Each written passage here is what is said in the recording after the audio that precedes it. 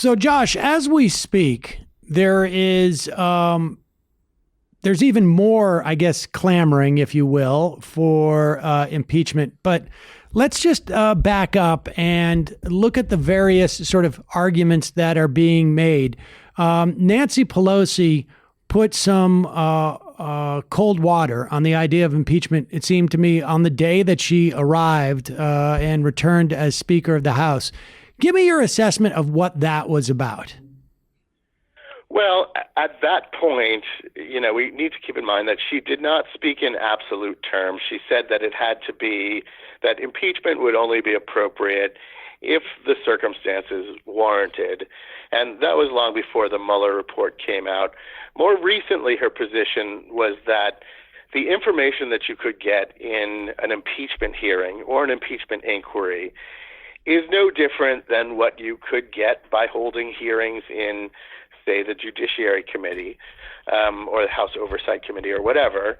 And for me, the problem with that is that you can hold those hearings, you can call the same witnesses, you can drag Don McCann in, that is the former White House counsel who was there for many of Trump's obstructive acts.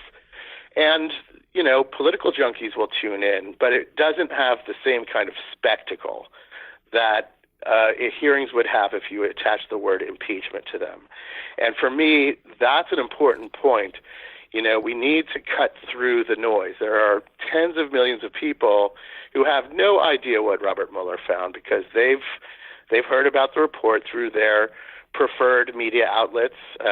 If they're conservatives, they've probably heard that there was absolutely no evidence of wrongdoing whatsoever.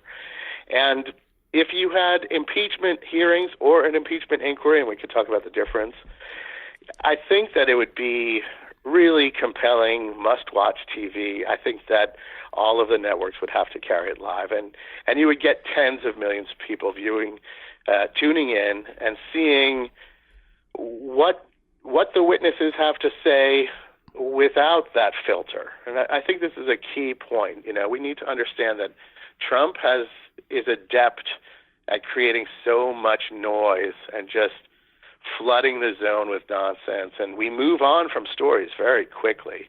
And, we need to hold this one in the news. Okay. So, I mean, so now when we talk about, all right, so there's a lot of different sort of branches to this. And we should say that right now, even amongst Democratic voters, there is not a majority to impeach. Now, probably, at least in some part, it is a function of the absence of those hearings, and B, the idea that there has been at least a concerted effort to ratchet down, I guess, the intensity of calls for impeachment it seems to me, by the Democratic leadership.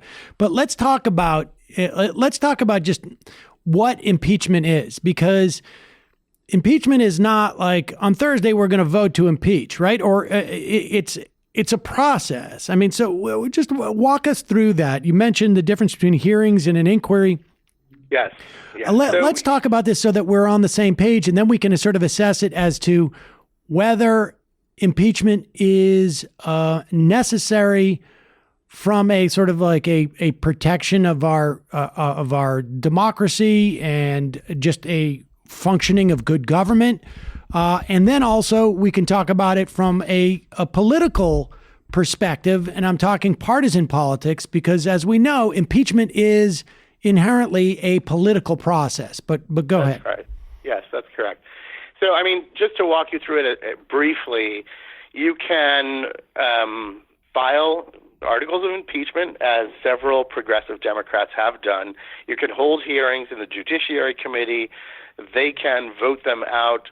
The entire House then would have to vote to indict the president effectively. And then the two House managers would go to the Senate. The Senate would have a impeachment committee. The Democratic House members would lay out the case, and then the entire Senate would have to vote to convict and remove the president from office. That requires a 2/3 supermajority. You can indict in the House with just a simple majority. The alternative is that, and let me just clarify one thing too, that when those House managers go to the Senate, this is not a situation, that's a privileged motion, right? I mean, in other words, that's not something they must hold hearings. Okay.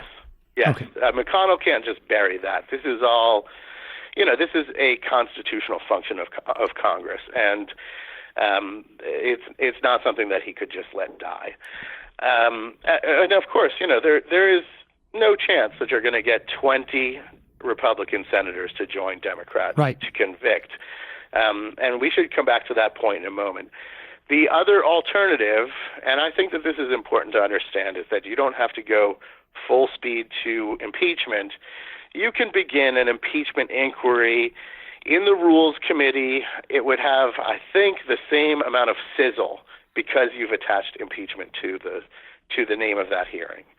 And that's a preliminary thing. If the Rules Committee finds adequate evidence of crimes and misdemeanors, and again, as you point out, it's a political process, they would then vote that out to the Judiciary Committee, and the process that we just talked about would start. I see. And so is there aside from when we talk about and then I guess the third track is you have hearings in the judiciary that wants to judiciary and oversight, or oversight committees that wants to just accumulate that looks to accumulate evidence that are looking into what Deutsche Bank, on and on and on, these various different sort of areas in which they could examine. Is to be clear about those basically three tracks that we're talking about, right? Is aside from the moniker attracting more attention and therefore giving sort of creating a newsworthy enough event that the public can become more informed and more aware of the reasoning behind it, are there any other sort of technical advantages that come from associating these inquiries or investigation with the word impeachment? Yeah, I mean, I'm glad you asked that. It's a really good question. There is at present a standoff over subpoenas, over the entire Mueller report, including grand jury testimony. The William Barr, the Attorney General, is withholding that information from the Judiciary Committee. And there is a important provision in the law that says that grand jury testimony can be released preliminary to or pursuant to a judicial investigation or judicial process. Now, I talked to a bunch of lawyers, and they said, well, if the Judiciary Committee is holding hearings, judges should say that qualifies as a 6E exemption is what it's called. But if you get the wrong judge, or if you get the right judge from Trump's perspective, and that judge rules against them, you have a much stronger case when it is a judicial process. So it adds a lot of weight and gravitas to the demands that Congress is making, because now it's not just oversight. Now it's oversight pursuant to Congress's, constitutional function of checking and balancing the presidency, and it's one big way of doing that. It's one primary tool, which is impeachment.